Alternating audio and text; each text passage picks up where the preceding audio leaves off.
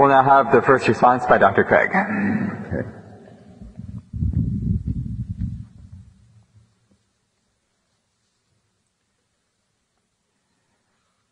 You'll recall that I concluded my opening speech by asking the question, what is the evidence for Professor Ayala's extraordinary extrapolation?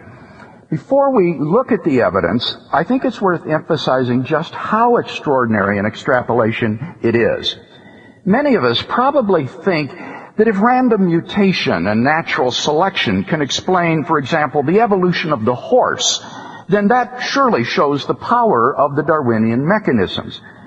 In fact, evolution within a single kind like this is nothing compared to the vast range of life.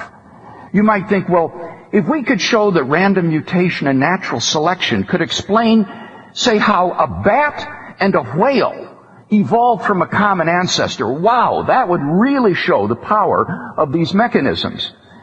Sorry, think again. Slide 33 shows the major groups or phyla of the animal kingdom.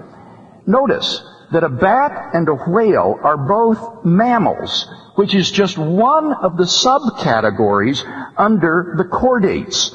Even the evolution of a bat and a whale from a common ancestor is an utter triviality compared to the vast range of the animal kingdom.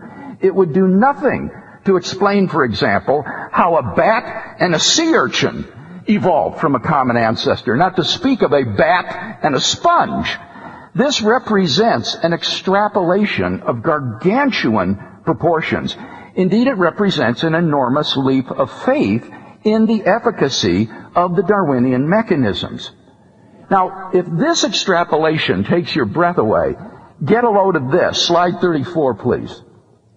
The whole previous slide you just looked at is contained on the little twig of the right-hand branch labeled animals. I love the modesty of that label, animals. The whole of the animal kingdom is contained in that little twig. And notice the twig to the right of it. Plants. Plants. The whole of the plant kingdom is contained in that twig. And these are just two twigs on the branch of eukaryotes. There's still the two other domains of the bacteria and the archaea to be accounted for. The extrapolation of the Darwinian mechanisms from peppered moths and fruit flies and finch beaks to the production and evolution of every living thing is a breathtaking extrapolation of gargantuan, Brobdingnagian proportions. So again, I think we are compelled to ask, what is the evidence for this extraordinary extrapolation? Well, in his last speech, Dr. Ayala discussed some of the evidence for natural selection. He simply reiterated the evidence concerning breeding. But as I already explained, the experiments with breeders actually show the limits of breeding. For example, despite decades of effort, breeders have never been able to get chickens to lay more than one egg a day.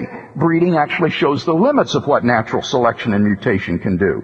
As for the peppered moths, he didn't respond to the point that no change in the moths occurred at all. There was no evolution in moths. He then talks about E. coli and the development of drug resistance, but this completely failed to respond to the argument that I gave that drug resistance is easy for bacteria to develop a resistance to because it requires only simple single-point mutations. By contrast, the malarial bacterium has never been able to overcome sickle hemoglobin because it would require multiple mutations or a sequence of mutations occurring blindly, and this is just too improbable. He refers to work on the bacterium E. coli. However, I want to point out that just last month in Nature, Richard Linsky and his colleagues published the results of their research on 40,000 generations of E. coli grown in the laboratory. And what they discovered is that while there were a couple score of beneficial mutations that occurred in these E. coli bacteria, nevertheless, these were degradative in nature, degenerative in nature. That is, they involve the loss of genetic information or the loss of protein function. There's no indication that these bacteria were on their way to building new complex systems. So that Lenski's work lines up very well exactly with what ID predicts. In a huge number of tries, one sees minor changes, mostly degradative, but no new complex systems evolve. And Lenski's work gives, again, tangible evidence of what Darwinism can do, rather than leaving us to debate speculative scenarios. Malaria, HIV, and E. coli represent three fundamentally different forms of life: a eukaryote, a virus, and a prokaryote. And in each case, the evidence for the efficacy of the Darwinian mechanisms is the same. It doesn't do very much. I quote from Michael Behe's blog online: "Instead of imagining what the power of random mutation and selection might do, we can look at the examples of what it has done. And when we look at the best, clearest examples, the results are, to say the least, quite modest. Time and again we see that random mutations are incoherent and much more likely to degrade a genome than to add to it. And these are the positively selected beneficial random mutations." He says there is no evidence that Darwinian processes can take the multiple coherent steps needed to build new molecular machinery that fills the cell. So I simply ask again, what is the evidence for this extraordinary extrapolation that the Darwinian makes? Well, Dr. Ayala says there is speciation that occurs in fruit flies in Hawaii. Yes, and this is well within the limits of what the Darwinian mechanisms can achieve. This is probably due to genetic drift of the flies among the islands. He appeals to finch beaks on the Galapagos Islands of different sizes. But like the peppered moths, nothing really evolved here. It's just that the proportion of finches with large beaks increased during the dry season or the drought, and the proportion with small beaks decreased. Once the rains came again, the normal beak proportions returned among the population of finches there. He argues against Michael Behe on the evolution of the eye.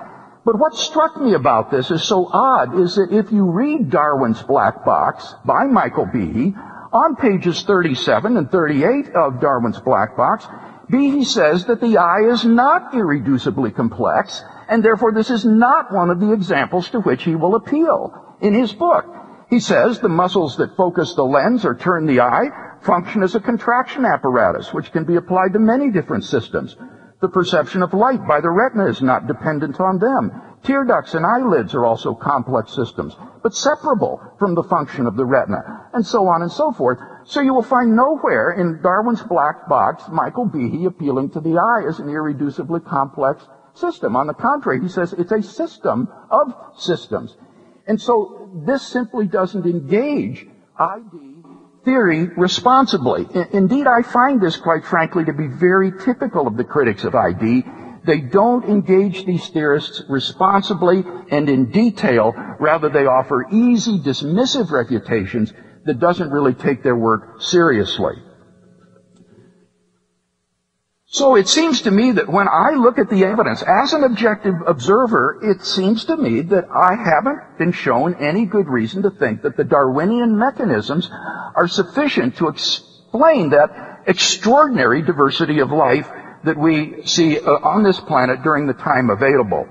In fact, if we could have slide 17, in their book, The Anthropic Cosmological Principle, physicists John Barrow and Frank Tipler list 10 steps in the course of human evolution, each of which is